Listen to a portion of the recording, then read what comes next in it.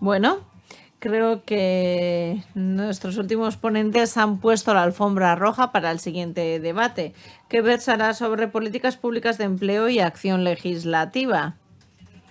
Sigue en castellano. La capacidad transformadora de las políticas públicas de empleo y la acción legislativa para mejorar la eficacia y la eficiencia del sistema de empleo.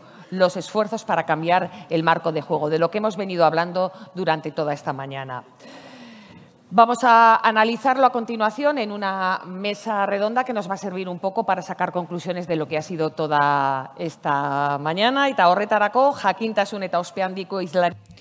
Y para ello tenemos a participantes de gran renombre, como son José Jaime López Cosío, Sara Rica e Íñigo Arteche, junto con Tomás Arrieta, presidente del Consejo Vasco de Relaciones Laborales. Sigue en castellano. Ustedes ya le conocen. Él les presentará a los integrantes de la mesa. A mí me corresponde darle un par de pinceladas sobre su currículum. Arrieta es el presidente del CRL Vasco desde 2008. Es licenciado en Derecho por Deusto, donde imparte clases de relaciones laborales, así como en la Deusto Business School en materia de relaciones laborales y negociación colectiva. Es letrado en excedencia de la Administración de Seguridad Social. Llamo para que la acompañen también a Tomás, Jaime,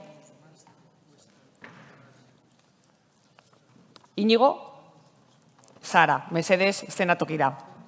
Al escenario, por favor. Txalo bat beraientzat. Un fuerte aplauso.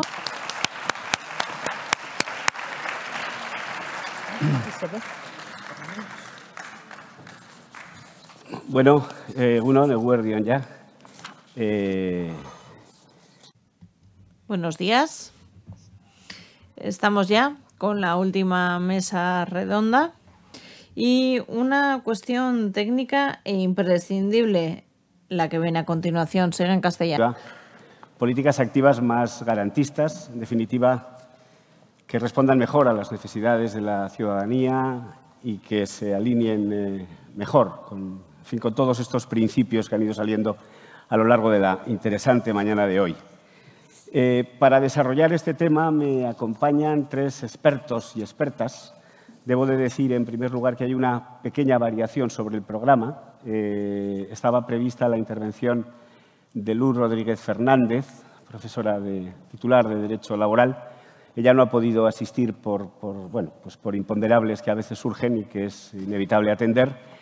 Y en su lugar, esto nos da la oportunidad de tener el placer de contar con Sara de la Rica y de sumar sus valiosísimas, seguro, aportaciones a este coloquio, a este debate. Así que gracias en especial, Sara, por tu disponibilidad y eso que ganamos todos. Toda pérdida tiene una ganancia asociada. Paso a presentarles a quienes me acompañan. En primer lugar, son muy conocidos, ¿no?, de todos ustedes. Esto de la presentación siempre es un trámite un poco engorroso porque además uno nunca sabe, en fin, de estos currículums. Agotaríamos toda la hora si tuviera que leer en detalle los currículums de las tres personas que nos acompañan. Pero en lo sustancial, tengo aquí a mi izquierda a Jaime López Cosío. Él es un consultor especializado en políticas de empleo y en políticas de formación. Pero no solo es un consultor, es también alguien que tiene experiencia en la gestión política. Él fue director de empleo en la Junta de Galicia, justo además en el momento en que se produjo la transferencia de las políticas activas. Por tanto, conoce muy bien el fenómeno desde todas sus vertientes y es consultor, como digo, en muchos ámbitos, ¿no? Yo aquí, el último de ellos es el Banco Mundial. Él en este momento trabaja como consultor para el Banco Mundial. A mi izquierda les voy a presentar a todos ellos de una vez para interrumpir lo menos posible este diálogo. Está Íñigo Arteche. Íñigo Arteche también es consultor, básicamente consultor del sector público. Lleva mucho tiempo colaborando con Ikertalde, una consultora especializada y actualmente es su consejero delegado.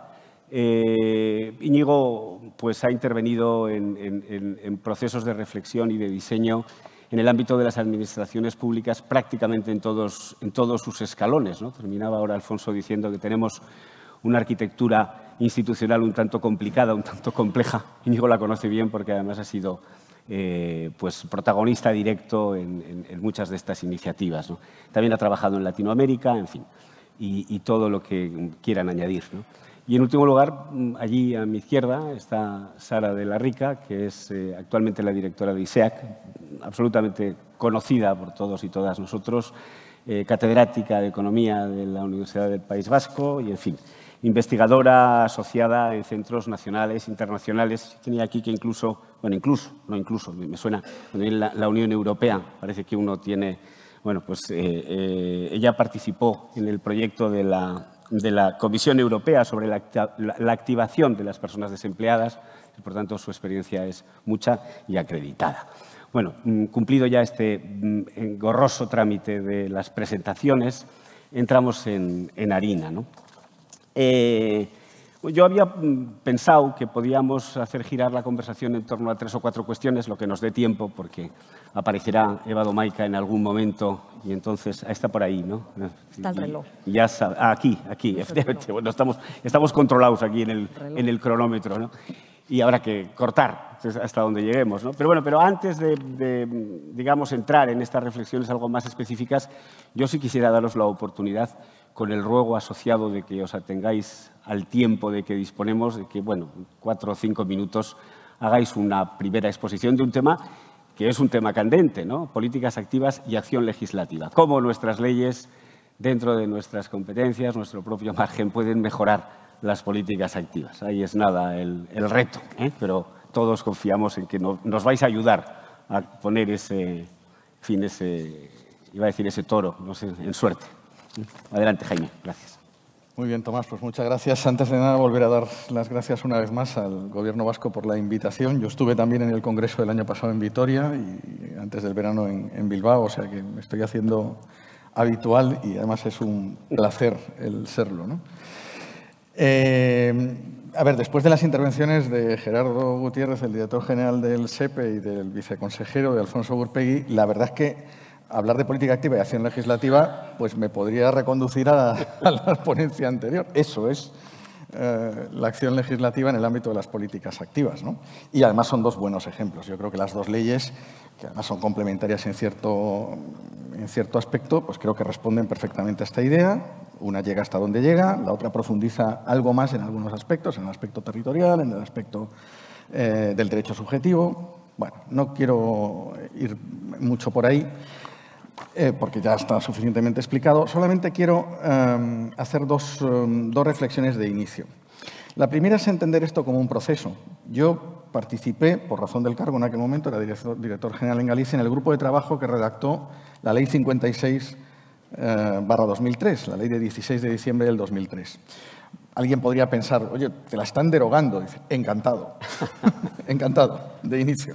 Yo creo que hay que entender las cosas como un proceso. En aquel momento, es verdad, lo explicó Gerardo perfectamente, además con referencias históricas, el foco estaba en articular el Sistema Nacional de Empleo. Se estaban realizando las transferencias y era necesario establecer un modelo fundamentalmente de gobernanza, también de reparto de competencias para evitar duplicidades. Este era el foco.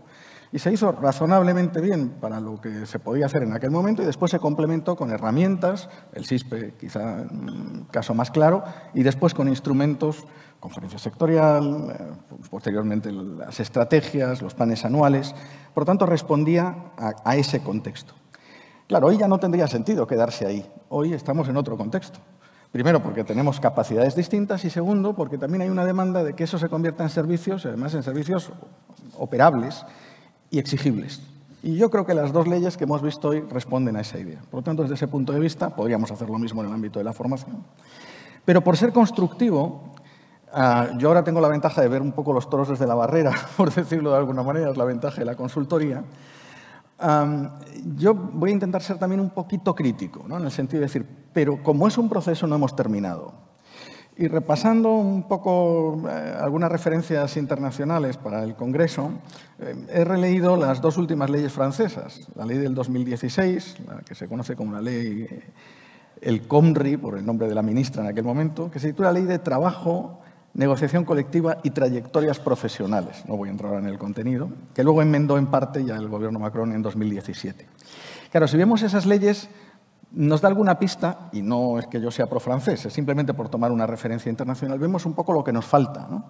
Porque estas leyes, entre otras cosas, desarrollan la cuenta personal de actividad, o sea, instrumentos ya operativos que hacen que esa exigencia de derecho tenga ya una concreción no solo en plazos, sino al mismo tiempo de objetivos verificables, ¿no? La cuenta personal de formación. La cuenta de compromiso ciudadano, un elemento que alguien podría ver como algo que está fuera del ámbito laboral, que regula el servicio cívico, la protección civil, la reserva sanitaria, el actuar como maestro de aprendizaje, especialmente pensado para personas ya de cierta edad, y las actividades benéficas en asociaciones, y las computa laboralmente y les da ventajas en términos de cotización y en términos de cuenta personal de actividad y de cuenta de formación. Y luego regula otros aspectos, la garantía juvenil, la desconexión digital, la prestación por desempleo asociada a la renuncia voluntaria. ¿Qué quiero decir con esto? Quiero decir que no nos quedemos aquí. Es decir, que la autosatisfacción, yo creo que en general, pero especialmente en política y en el ámbito público, debe durar 0,1 segundo, por ponerle algo. Y esta es mi primera reflexión. Yo creo que van bien dirigidas, las reformas normativas creo que están en la línea correcta, creo que avanzan sobre lo que había, estamos encantados, por lo menos en mi caso, con que se deroguen y se profundice, pero me gustaría también que el debate vaya sobre los aspectos de mejora que nos quedan pendientes, dimensión territorial, de eso hablaremos después. Pues me parece estupendo. Íñigo, tu turno. Muy bien. Muchas gracias, Tomás. Bueno, yo una primera reacción a todo lo escuchado. Creo que el derecho al empleo y al empleo digno está ahí y hoy lo que estamos celebrando de alguna manera es su traducción, que es novedad, su traducción en términos prácticos a su ejercicio, ¿no? Yo haría un llamamiento a la idea de que es un ejercicio, no es un ejercicio pasivo, es decir, aquí se hablaban de derechos y obligaciones y claro, la obligación fundamental primero es el esfuerzo de cada uno de nosotros en construir su itinerario profesional en el cual es digamos, soberano, ¿no? Pero claro, ese ejercicio o la dimensión del derecho tiene una dimensión colectiva que obliga al individuo, individual que obliga al individuo, pero una dimensión colectiva que obliga también al Estado, ¿no? A través de las políticas activas, porque se ejerce ese derecho en un marco regulador, en relación con empresas, con instituciones, y lo que celebramos de alguna manera es que hemos conseguido traducir esto y la obligación colectiva, digamos, de las autoridades del empleo se ve traducida en forma de derecho, ¿no? Hasta ahora estábamos ahí en una cierta nebulosa. En ese sentido nos damos un cierto baño de actualidad.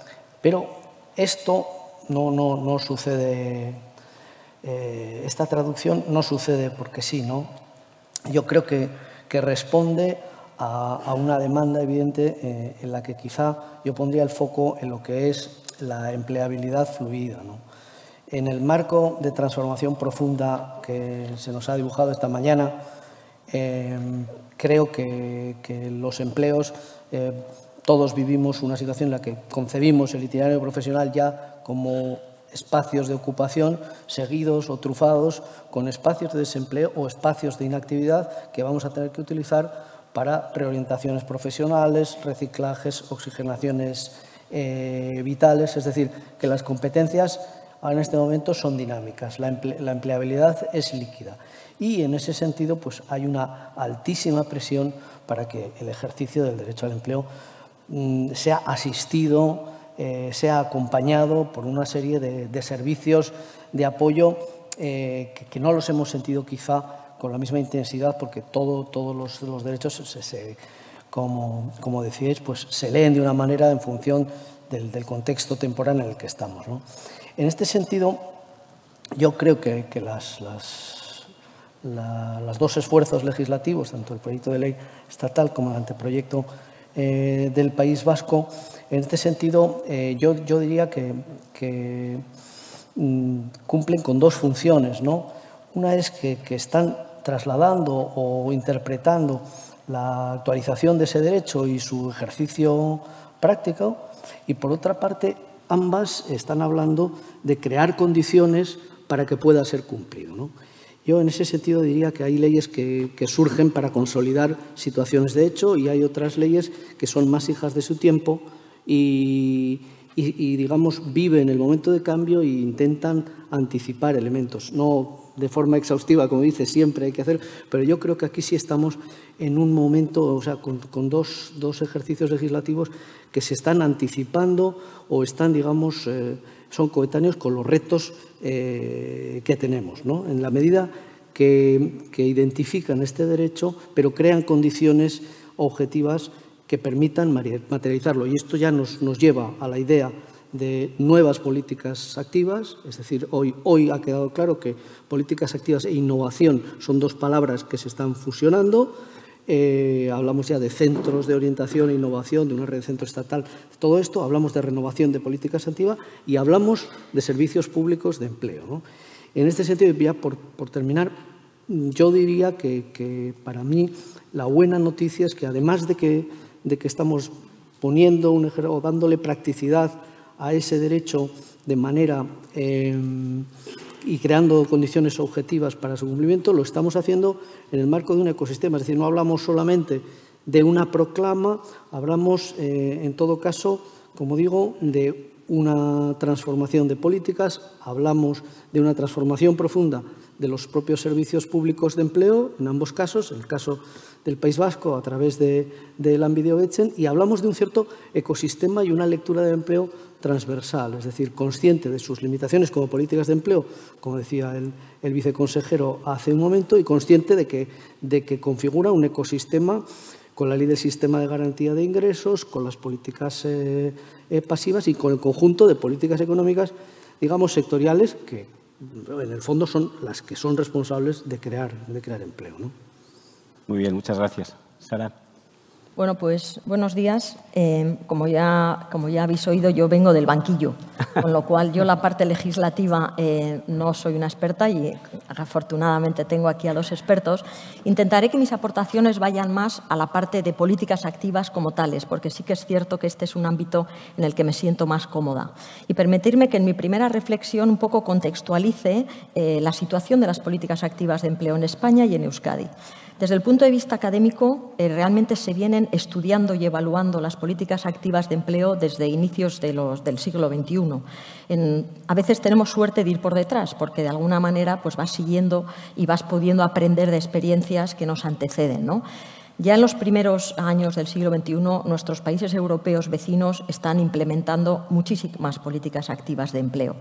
Dentro de las políticas activas de empleo, aunque ya se mencionará y probablemente todos vosotros lo conocéis, hay tres patas. Una grande, que es orientación. Hay otra que es la primera, que es entender a la persona, acompañar, saber qué tiene de competencias. Y luego hablaré un poco más. La siguiente es, si hace falta, formación, que es la segunda etapa. Y la tercera es tratar de reinsertar a esas personas y ahí suele haber unas ayudas a la contratación o unas subvenciones o unos programas que tienen también aparejada la contratación. Son un poco las tres fases y las tres patas de las políticas activas. Bueno, pues en el 2010-2011 salen unos estudios por acreditados académicos que claramente nos ponen un poquito la foto de cómo está España en tema de políticas activas. Y entonces, en España, prácticamente lo único, primero, se gastaba muy poco en políticas activas respecto a las pasivas, que es el tema de subsidios o ayudas. Éramos uno de los países donde menos se gastaba en políticas activas. Y lo segundo, dentro de las políticas activas, lo que predominaba fundamentalmente eran las ayudas a la contratación. Bueno, esto realmente desde el punto de vista académico no era lo que mejor resultado estaba dando. Después de evaluaciones que se estaban haciendo, lo que había salido de toda la primera década de los 2000 era que las políticas activas que mejor parecían estar funcionando eran las de orientación, especialmente a personas jóvenes. Sin embargo, la formación en muchísimos casos no estaba funcionando bien. Y luego, la parte de ayudas a la contratación, lo que resultaba era que tenían algo que se llamaba peso muerto, es decir, que ayudaban realmente a la contratación que en otros casos también se hubiera producido. Con lo cual, básicamente lo que hacían era abaratar la contratación. Las empresas hubieran contratado posiblemente de la misma manera, solo que resultaba más barato. Hay otra ola después, con la crisis que viene, hay otra ola de evaluación de políticas y en el 2016-2017 vuelve a haber toda esta evaluación, digamos, muy global. por personas también muy acreditadas y realmente salen resultados bastante diferentes. Y una de las cosas que se ve es que, sobre todo en momentos recesivos, la formación parece en muchos ámbitos ser muy eficaz e incluso las ayudas a la contratación. Entonces, esto de alguna manera también se está traduciendo ahora en el panorama, estos cambios.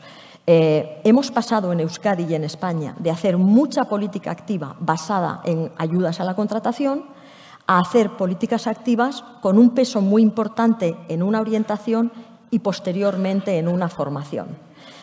A mí personalmente me deja tranquilísima cuando veo efectivamente postulados como el de Gerardo de hoy, que me parece que está muy bien orientado qué es lo que hay que hacer. Realmente luego es dificilísimo implementarlo. Y además somos 18 comunidades autónomas con realmente las transferencias, o sea, las competencias transferidas, con lo cual, por mucho que estén bien orientadas, digamos, la hoja de ruta, implementarlo es complejo.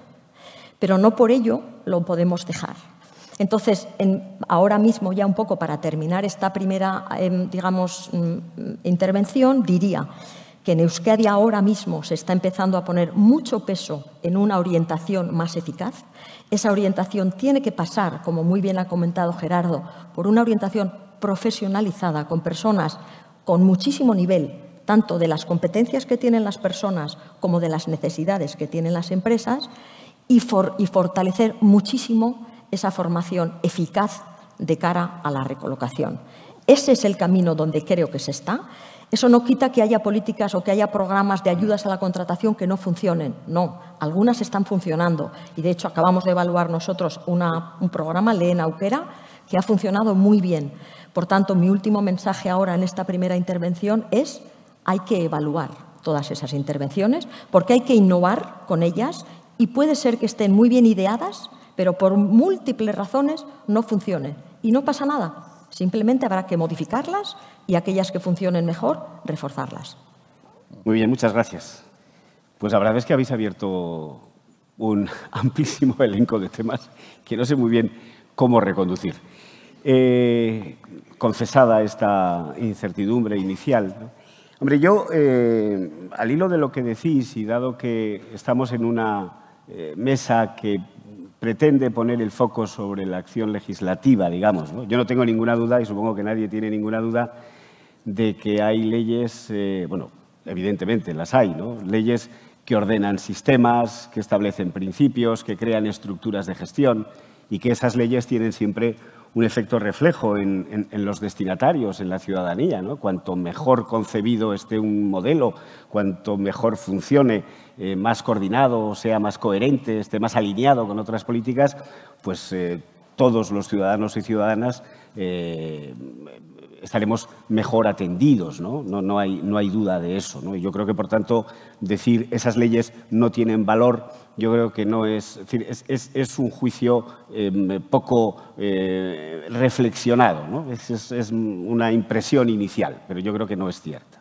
Ahora bien, a lo largo de la mañana de hoy ha salido, como no puede ser de otra manera, porque constituye una novedad, ¿no? Una novedad evidente, avanzar hacia un modelo que individualice los derechos, condición necesaria para configurar esos derechos como un derecho exigible, que esa es la esencia de un derecho subjetivo, ¿no?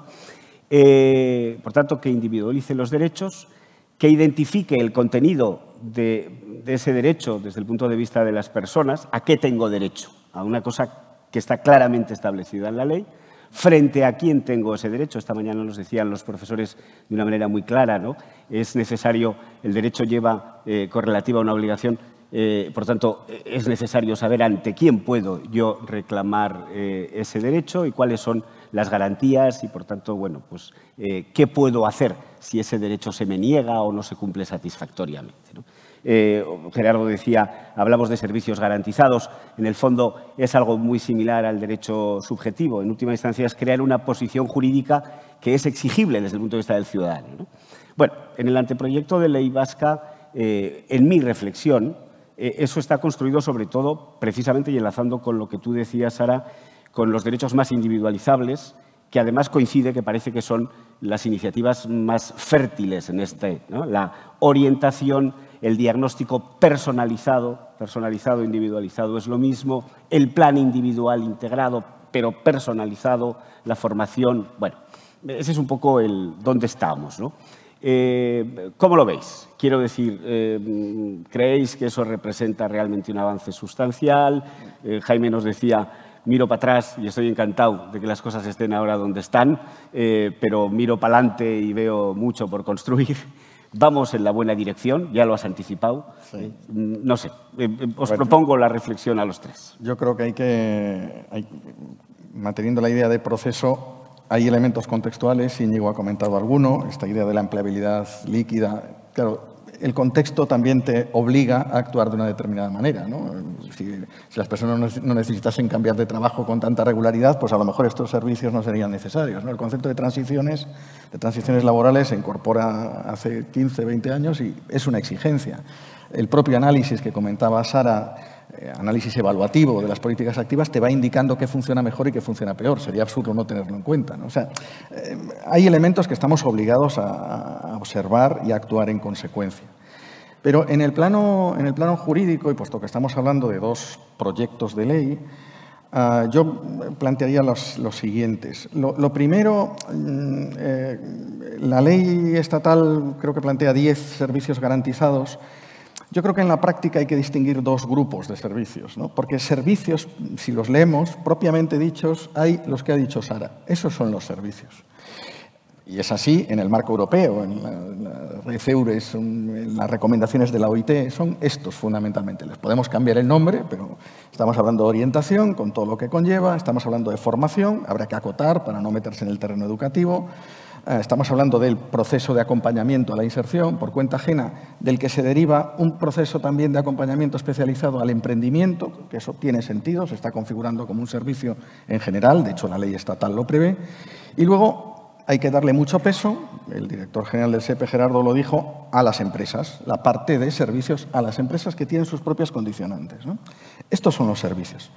Por lo tanto, ahí yo hago un primer cuestionamiento. Y además me parece que fue muy oportuno el comentario del profesor José Luis Gil antes, de que estos realmente son los servicios y son los que pueden dar lugar a mecanismos de exigibilidad y demás.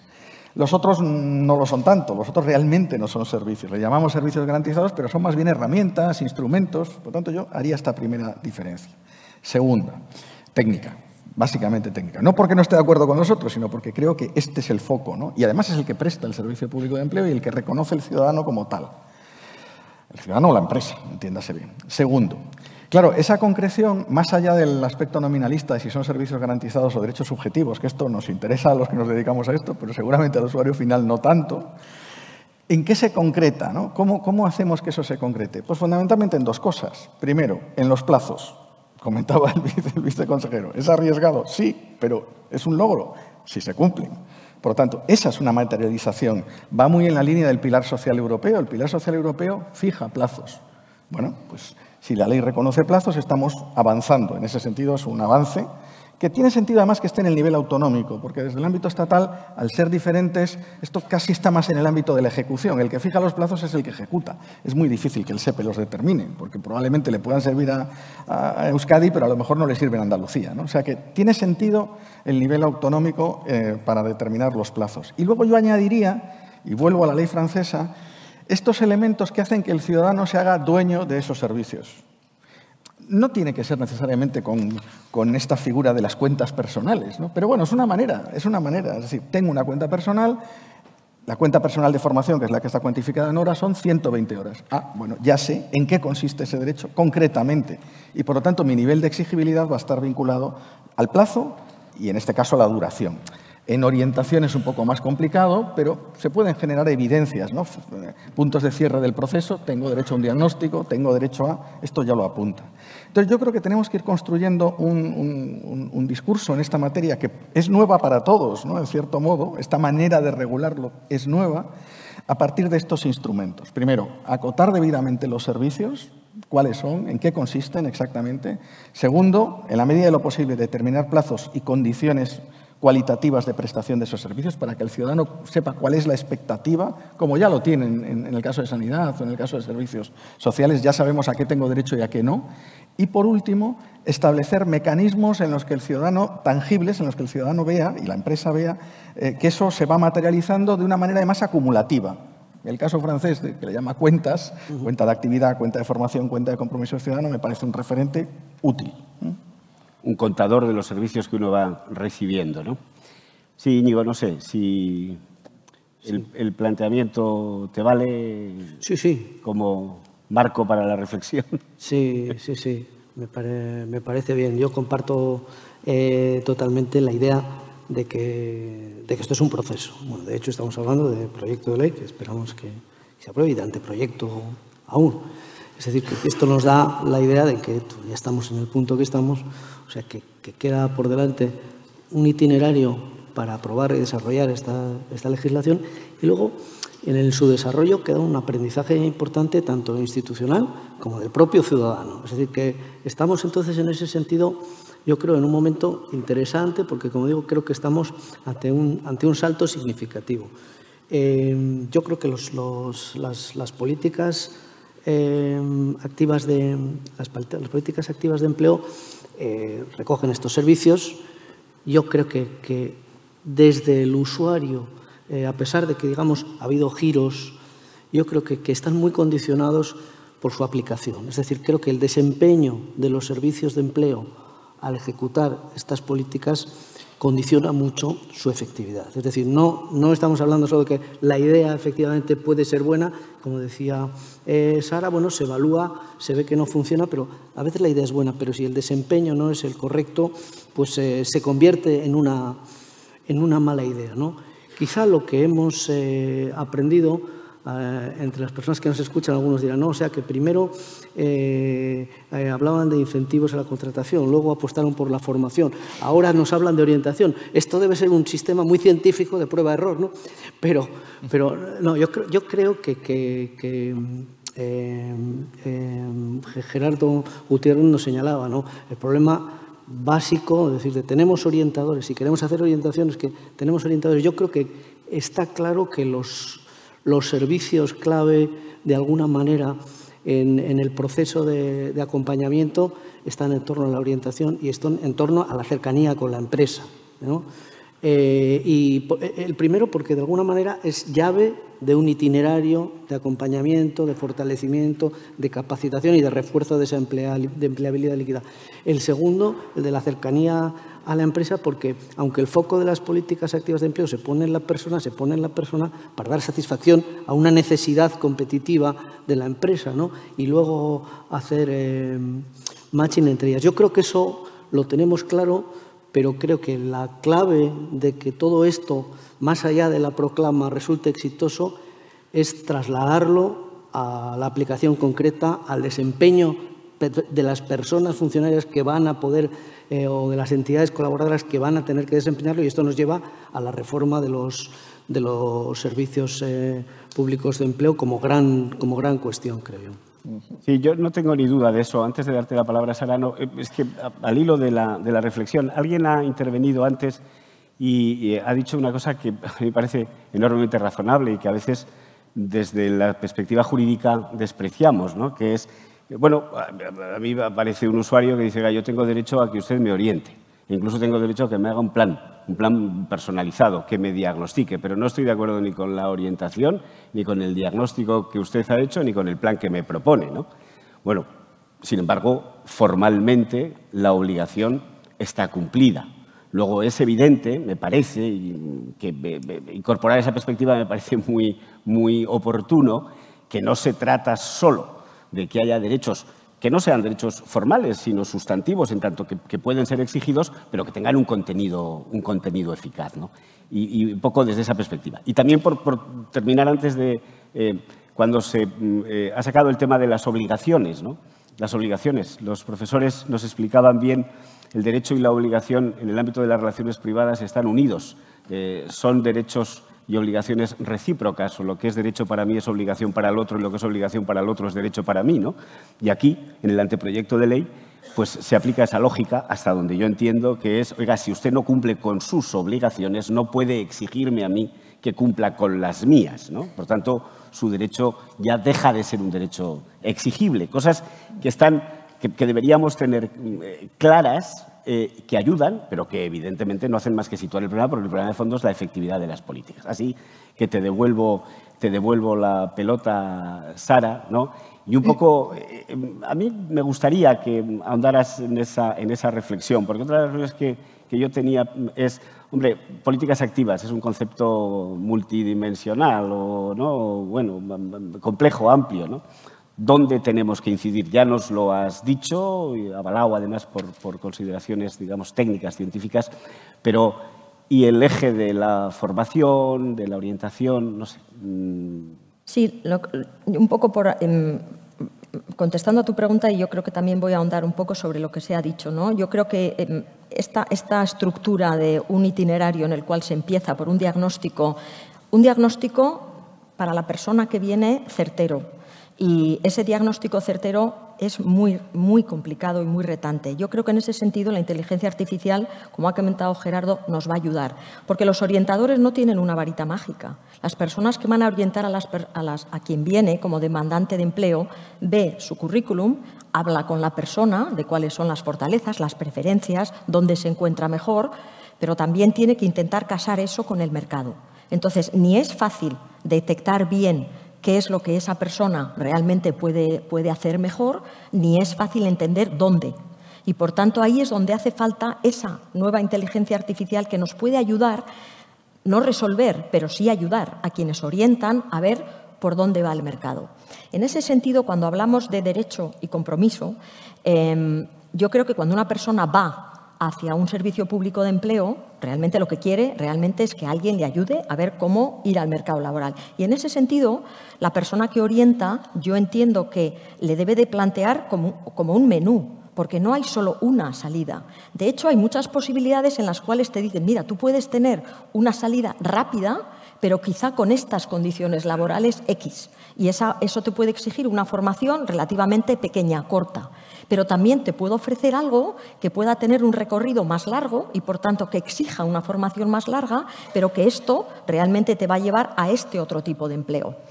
Ese otro tipo de empleo al que tú, orientador, intentas dirigir a la persona tiene que venir de la demanda, tiene que venir de lo que tú conoces sobre las empresas.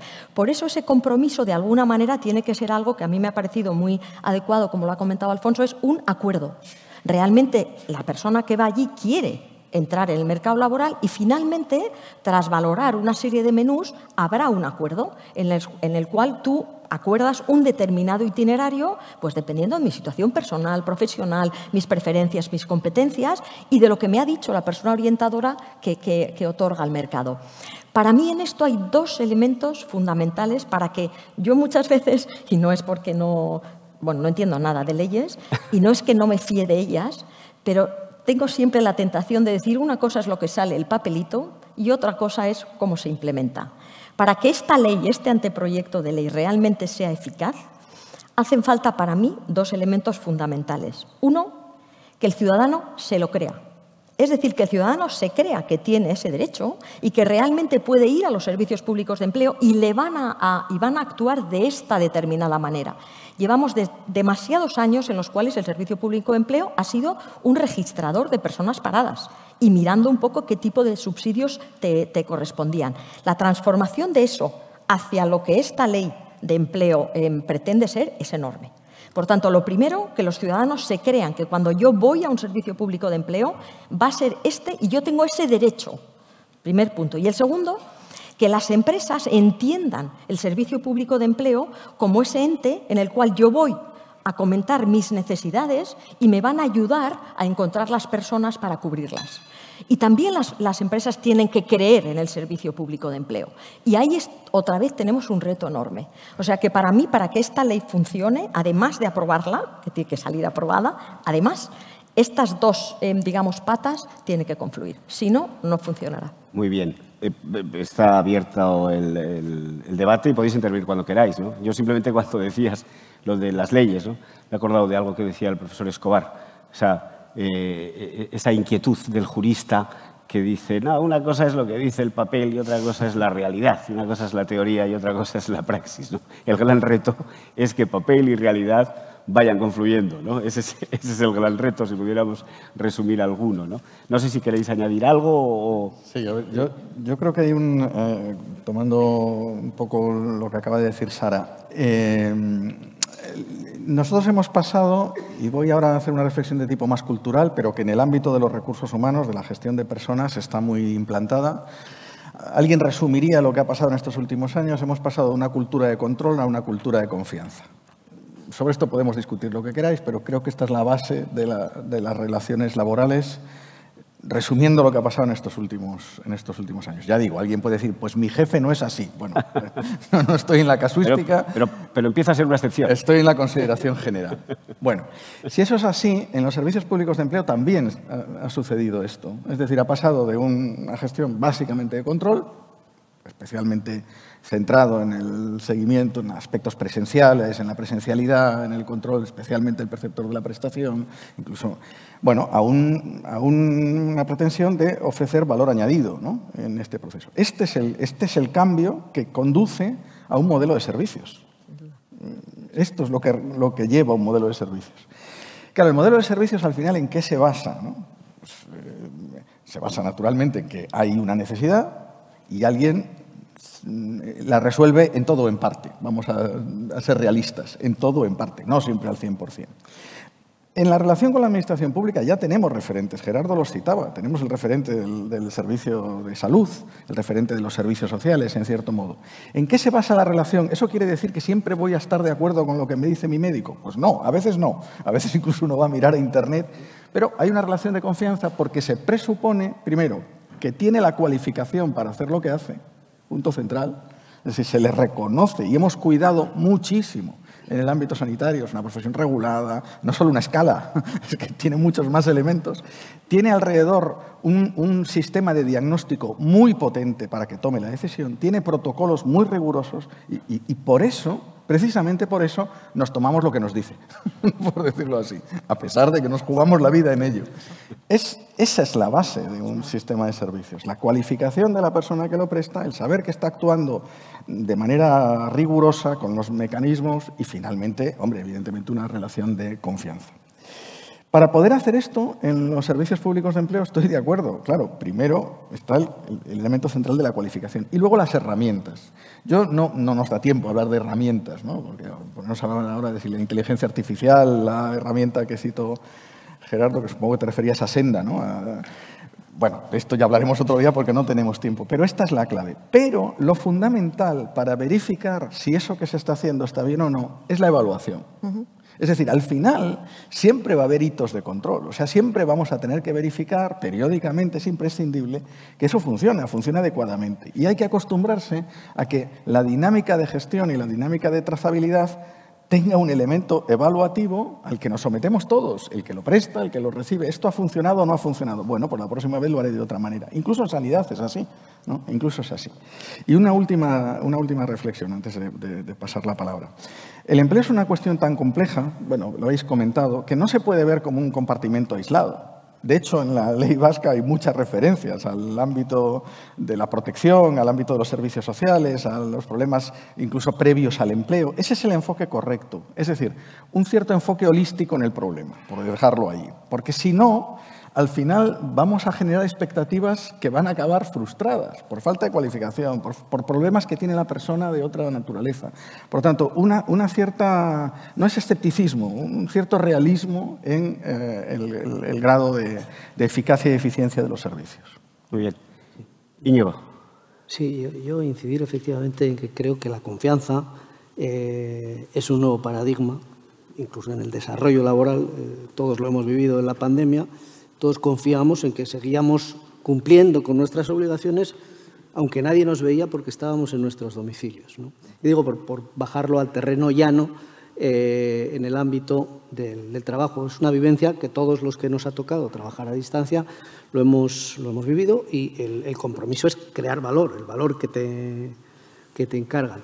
Entonces, el cambio cultural tiene que llegar también a las organizaciones de los servicios públicos de empleo. Y, de hecho, yo creo que este nuevo entendimiento, en el sentido de esa idea de diagnóstico, de plan propio, de atención personalizada, pero en torno a un diagnóstico y un plan propio, me parece muy válido el símil médico, parte de una idea de confianza, en la que en algunos elementos estaremos de acuerdo o no, pero esto puede generar actitudes defensivas dentro de los propios servicios públicos, es decir, de los que tienen que llevar a cabo este tipo de planteamientos, de aquellas personas que tienen que asumir ese diagnóstico, ese acompañamiento, esa orientación, y que dicen, bueno, es que puede haber reclamaciones de gente que considera que su derecho no está siendo satisfecho adecuadamente, ¿no? Yo creo que es normal que se produzcan temores. Un docente cuando evalúa. Y es normal que se produzcan temores, que se produzcan actitudes defensivas, y yo creo que uno de los retos va a ser, indudablemente, introducir un cierto cambio cultural en torno a todo esto en los servicios públicos de empleo.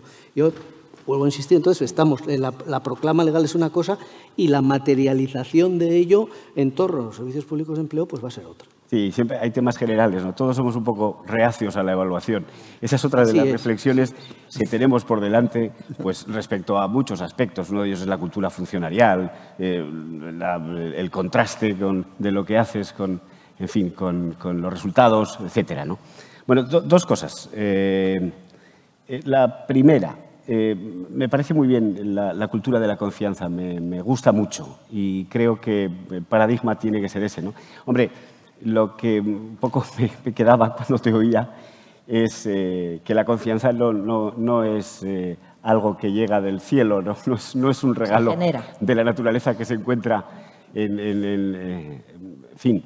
La confianza hay que cultivarla, la confianza hay que incentivarla, etcétera. Por supuesto, puedes hacer o te agradecería que nos dijeras o nos dijerais, ¿no?, cómo se va incentivando la confianza, además de lo que parece obvio, que es que lo que usted hace va a ser objeto de evaluación, de consideración cualitativa, ¿no? Pero Sara lo tiene medido, entonces Sara lo mide esto. Claro, Sara lo mide. Claro. Pues nada, ya me cambias el guión y va a hacer otra cosa, pero ¿cómo se mide la confianza, Sara? Bueno, así, de manera un poco resumida, No, yo creo que la confianza se genera, pero realmente se generará confianza en tanto en cuanto quienes vayan, tanto empresas, que no nos olvidemos de la pata de las empresas, tanto empresas como personas que vean que efectivamente el tipo de orientación y que se les da es el adecuado. Y para eso es para lo que quien está ahí orientando tiene que saber qué es lo que está funcionando y qué no está funcionando. Y para eso es para lo que hace falta la evaluación, que muy bien ha dicho Gerardo, hay que coger a una serie de personas que pasan por una determinada evaluación, que se llaman grupo de tratamiento, y hay otras personas que son muy similares, pero no pasan por esa evaluación. Y así identificas exactamente si ese programa ha tenido o no un impacto en el objetivo que tú buscabas. Y para realmente medir e identificar bien el impacto de un determinado programa hay que hacer esto. Y no hay que hacer otras cosas. Hay otras cosas que son muy útiles para valorar la satisfacción, para valorar el grado de cumplimiento, para valorar muchas cosas. Pero para valorar el impacto hay técnicas que ya están completamente contrastadas y son las que, por cierto, Lanbide ahora mismo está llevando a cabo, este tipo de evaluaciones. O sea, sentido común trasladado a parámetros técnicos. Más que medir la confianza, mide la motivación de la confianza. Exacto. Correcto. Mide la motivación. Creo que se ha entendido. Sí, se ha entendido, sí, correcto. Bueno, nos vamos acercando al final. Ya estoy un poco inquieto por la aparición, pero no me dices, Sara, que cuando eso deje de estar en rojo es cuando estamos ya en una situación complicada. Sí, ¿no? Bueno, todavía tenemos Igual nos quitan el micrófono. Tenemos un cierto margen, sí, como aquí había un programa en la tele que te bajaba el micrófono. Nos lo desactivan. No, hay un tema que no puedo resistirme en introducir o en tratar, ¿no? Un poco conectado, decía Jaime, el empleo no puede ser concebido, pensado y tratado de una manera aislada, ¿no? Bueno, la transversalidad es uno de los grandes conceptos, ¿no? Todo está unido. Bueno, pues en relación con eso y reconociendo que, en fin, cuando a uno le dicen, nos lo decían antes también los profesores, ¿no?, tiene usted derecho al trabajo reconocido ni más ni menos que en el título, que en la Constitución española, no en el título preliminar o no en el capítulo primero, pero es un derecho de los ciudadanos. Bueno, y ahora ya vamos más allá. No solamente hay que garantizar un empleo, quien entiéndaseme, con esas sino necesitamos empleos de calidad. Yo sé que el concepto de calidad es un concepto a trabajar, que pasa por condiciones dignas, ¿no? Yo siempre creo que algunas cosas que aprendimos, como aquella pirámide de Maslow de la que ya nadie habla, ¿no? Bueno, lo primero, lo básico, ¿no? Tener garantizada y luego elementos agregados de satisfacción, de crecimiento personal, de integración en un proyecto común, etcétera, ¿no? Claro, parece que tenemos claro que no podemos renunciar a la dimensión cualitativa, ¿no? Cuando abordamos las políticas de empleo, ¿no? Pero, ¿cómo se hace? O, en fin, no quiero una respuesta cerrada, algunas pistas, algunas sugerencias. ¿Vamos por el buen camino, por ejemplo? Lo primero, una matización, por ser respetuoso con la Constitución. ¿Una matización o corrección? Las correcciones están prohibidas al moderador. No, matización. Matización, sí. Es que la Constitución habla del derecho y la obligación. Y la obligación de trabajo. Y la obligación de trabajo. No recuerdo mal. Es verdad. Pero simplemente eso. Tienes razón. A ver, yo creo que eso forma parte del proceso. Es decir, cuando hablamos de la evolución, evidentemente, las exigencias en todos los sentidos, pensemos en la salud laboral, pensemos en las condiciones de trabajo, es evidente que eso forma parte del proceso. Por eso yo ponía como ejemplo el caso de la ley francesa, podríamos tomar la alemana, alguno más, porque nos marcan un poco la tendencia. Son mercados más maduros, con tasas de paro mucho más bajas, y, por lo tanto, también con niveles de exigencia más altas.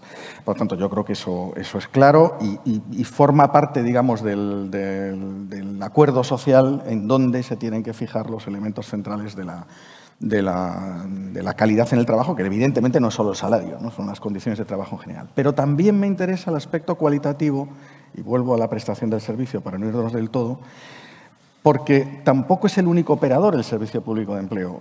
Antes se citaba el caso de las administraciones locales, aportan valor, tienen capacidad de innovación, están más próximos del ciudadano, es decir, entienden otros elementos, ¿no? el territorial en este caso. El sector privado realiza acciones de orientación, tiene mecanismos, por lo tanto yo creo que eso también nos ayuda a mejorar la prestación del servicio y, sobre todo, a que la calidad, no solo del empleo, sino la calidad del servicio que prestamos también sea mejor, ¿no? Que es un poco donde el servicio público de empleo puede actuar más directamente. Porque el servicio público de empleo, actuar sobre la calidad del empleo, es un elemento que tiene más complejidad, desde mi punto de vista. A eso me refería.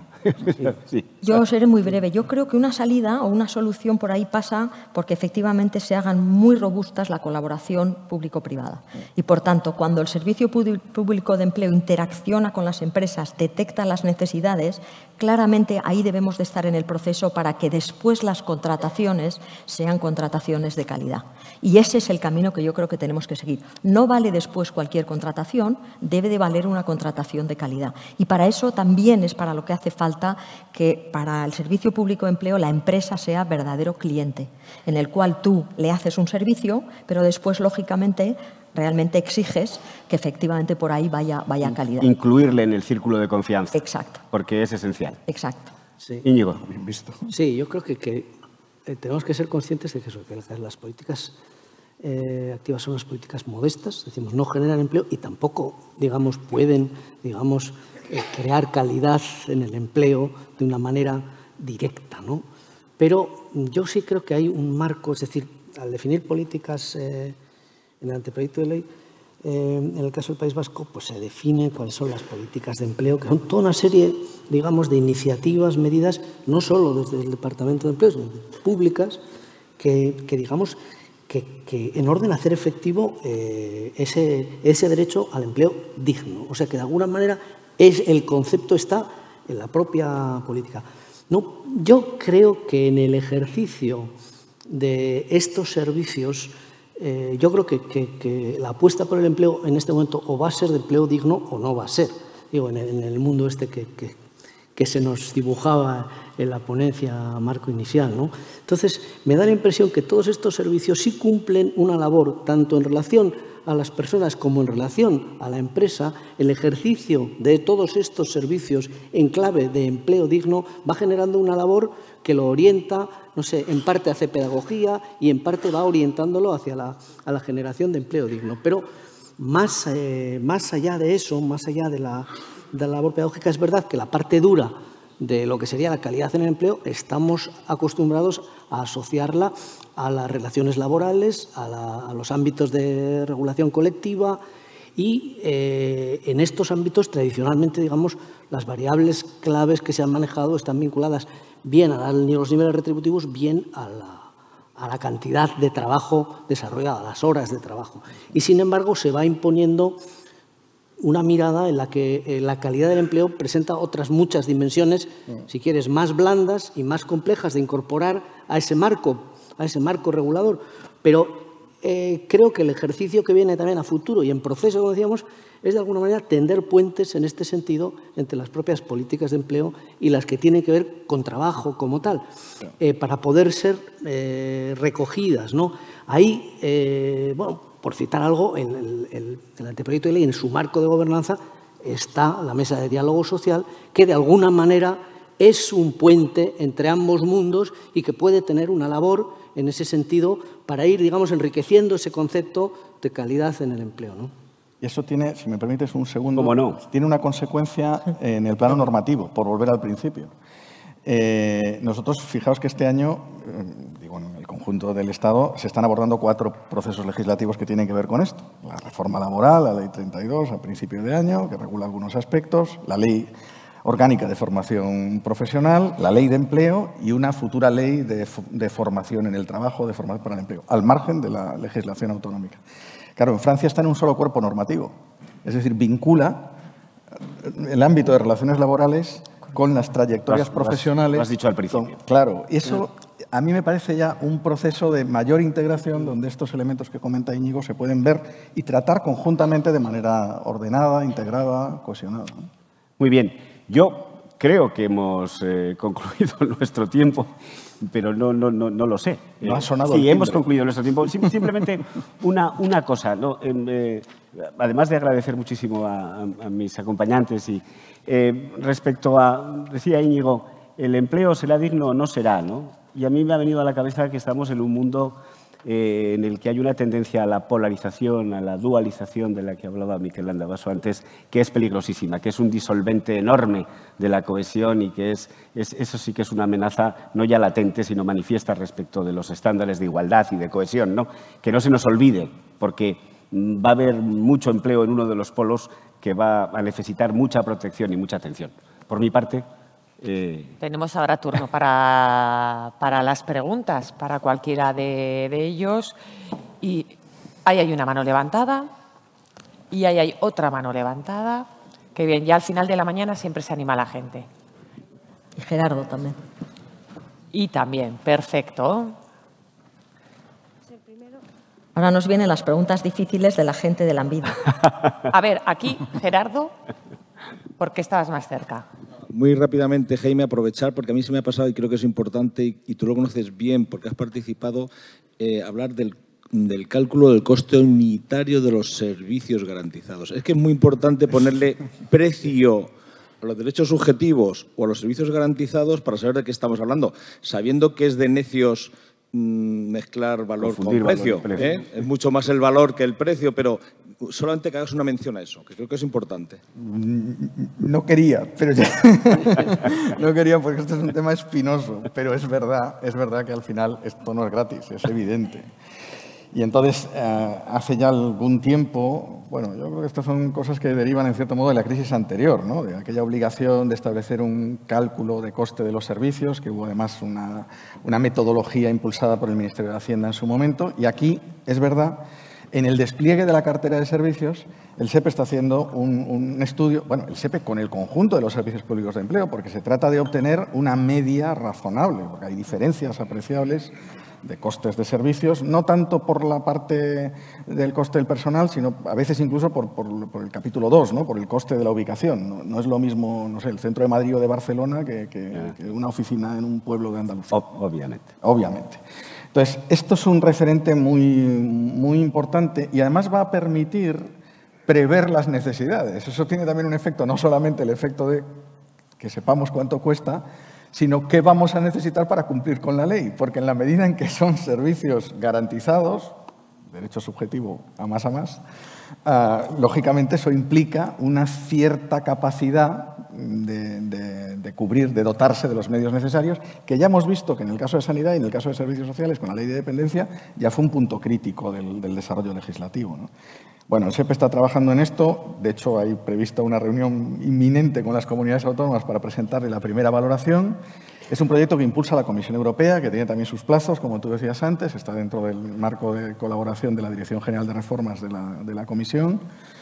Pues sí, un tema que hay que considerar. No lo olvidaba, pero no quería hablar de él para no focalizar en la parte de coste. Tenemos más preguntas, pero les quiero recordar que también pueden formularlas, los que nos estén viendo online, también tienen posibilidad de formularlas vía la app. Y también está por aquí el viceconsejero, si se ha quedado alguien con alguna duda o con alguien que quiera profundizar algo sobre su exposición, también es el momento.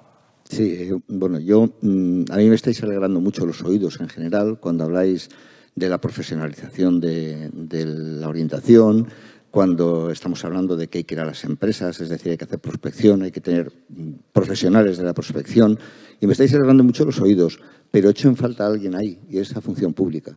Porque cuando hablamos de acción legislativa, la acción legislativa también habla de lo que comentaba antes Tomás, de las estructuras de los servicios.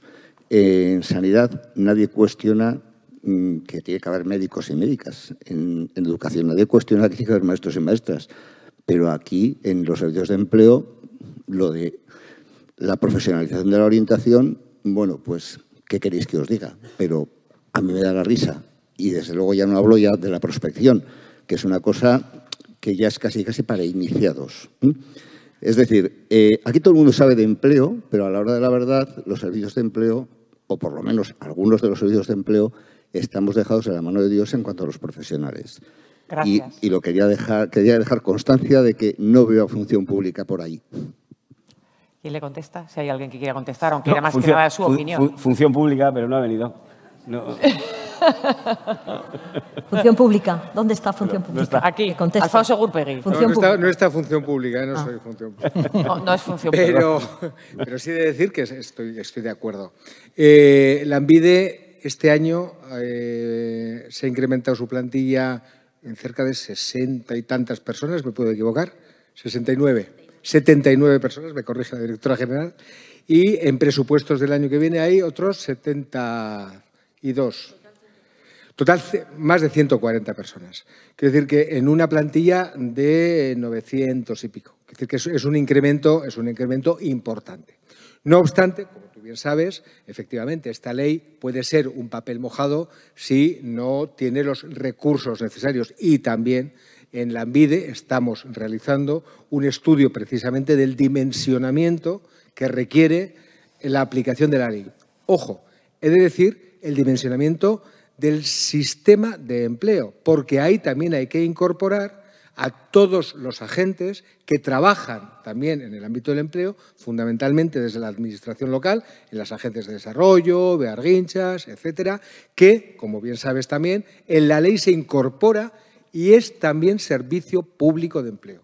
Por lo tanto, son elementos que efectivamente tenemos que tener en cuenta, tenemos que pelear con función pública, efectivamente, pero para pelear con función pública yo creo que tenemos que ser rigurosos en la determinación de las necesidades, tenemos que ser rigurosos en el aprovechamiento de todos los recursos públicos que hoy están puestos encima de la mesa, muchas veces en el presupuesto del Gobierno y muchas veces en otros presupuestos, y por lo tanto eso también tenemos que tenerlo en cuenta, pero efectivamente estoy de acuerdo que todo este planteamiento requiere un dimensionamiento y una profesionalización. Y respecto a la profesionalización, también es cierto, y lo he señalado muy rápidamente, vinculado también a lo que comentaba Gerardo del Servicio Público de Empleo, de su conversión en agencia, nuestra apuesta, en principio, en la ley, es la conversión en un ente público de derecho privado, no porque nos encante la figura ni porque tengamos mayor querencia por una o por otra, sino porque entendemos que de esa manera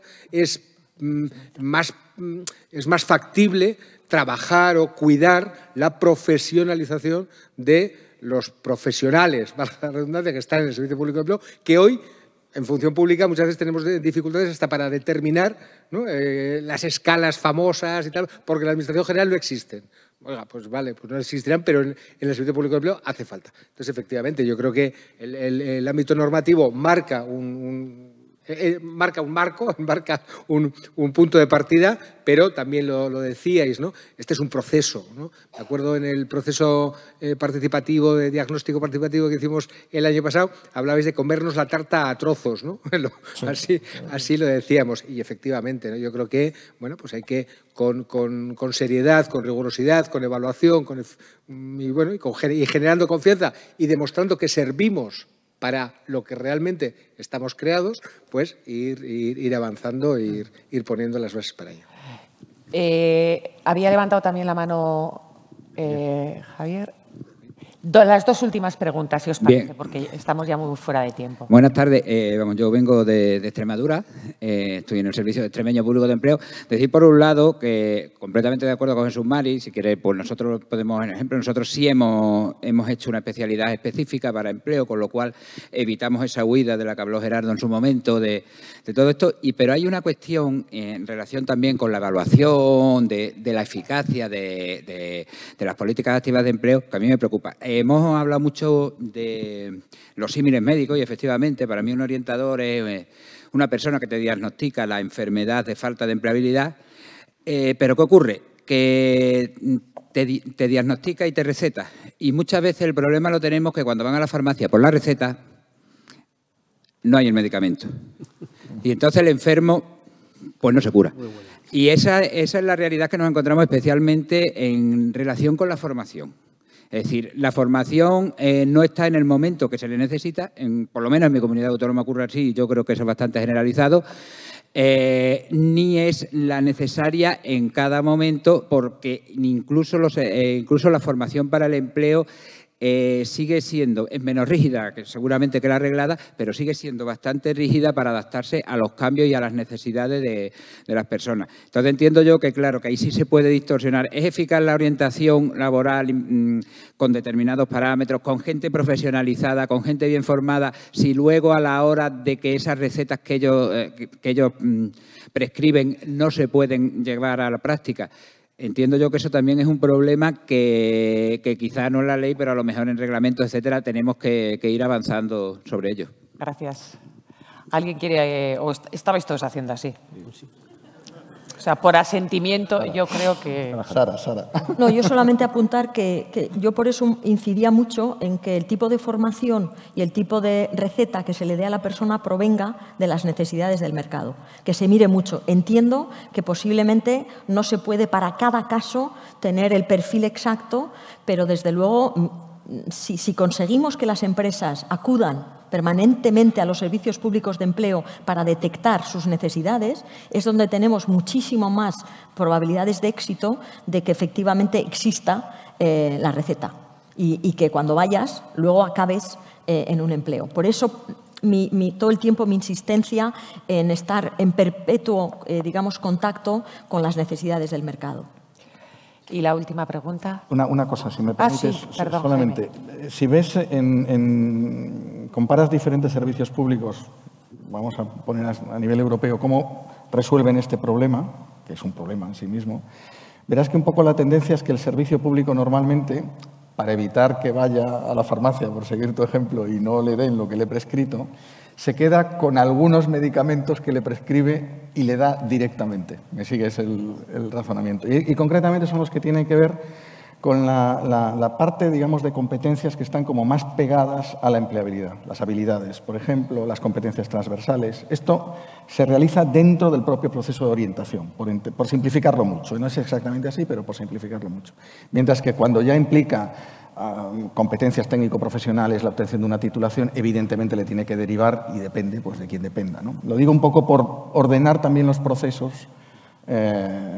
Yo creo que en orientación hay dos elementos que son clave, y ayer hablábamos en otro contexto de esto, que es el perfil del orientador y sus funciones, un poco al análisis y, por supuesto, su cualificación, pero el otro aspecto son sus procesos. Es decir, qué procesos pilota, por decirlo de alguna manera. Y eso necesitaríamos otro día para esto. Y última pregunta. Sí, agradeceros y felicitaros por vuestras ideas, me han gustado. Proceso, modestia de las políticas activas, pensar en empresas. La pregunta es, ¿creéis que las políticas activas tienen juego, por ejemplo, en la negociación colectiva? Por alusiones. Puedes contestar. Pues yo creo que sí. Yo creo evidentemente que sí.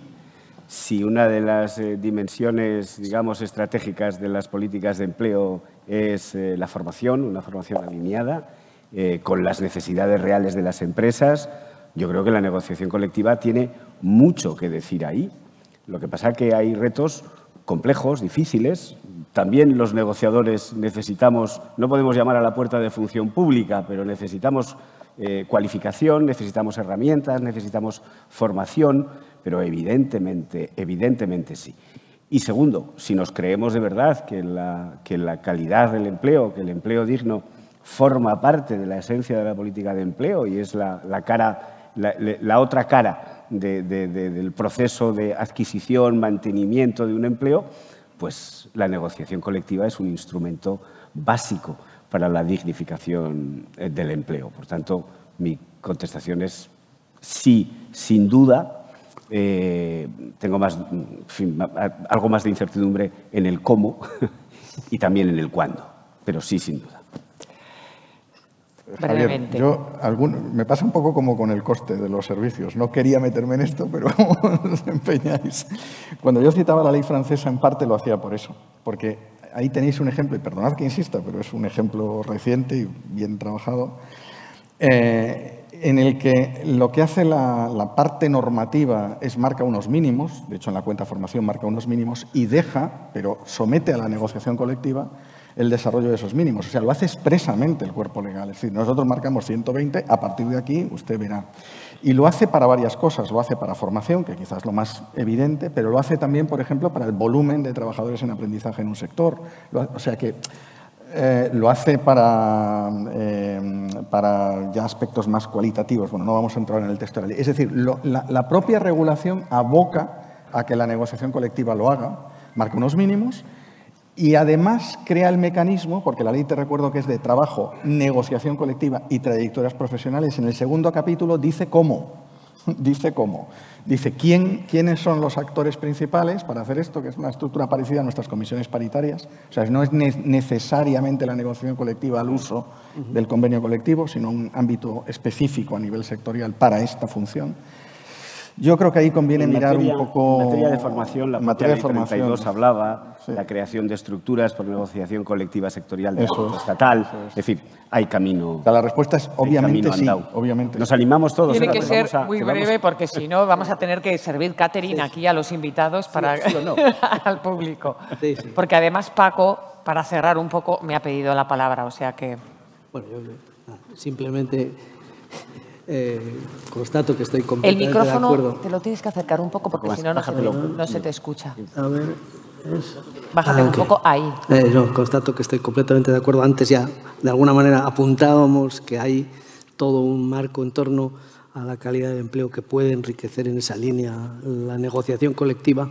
Y yo sí quería recoger en cuanto a la farmacia que nos señalaban antes, que efectivamente yo creo que quizá hemos sido muy optimistas en los últimos decenios, y hablando de políticas activas, en lo que hacía la formación, porque ha habido un empeño en empaquetar formación en torno a actividades certificables, y lo que veíamos esta mañana en la ponencia Marco es que la evolución va a tal velocidad que cualquier intento es vano. En consecuencia, tenemos que ir a lecturas en términos de competencias necesariamente mucho más ligeras y que sean capaces de responder. Pero eso es, digamos, es en sí mismo otro mundo el debate, así que me quedo ahí. Pues les pido un aplauso para ellos. Tomás Arrieta, Jaime López Cosío, Íñigo Arteche, Sara de la Rica, eskerrik asko, Bene Benetan. Muchas gracias, sinceramente. Gracias. Que son las 2:25. Es tiempo ya para concluir.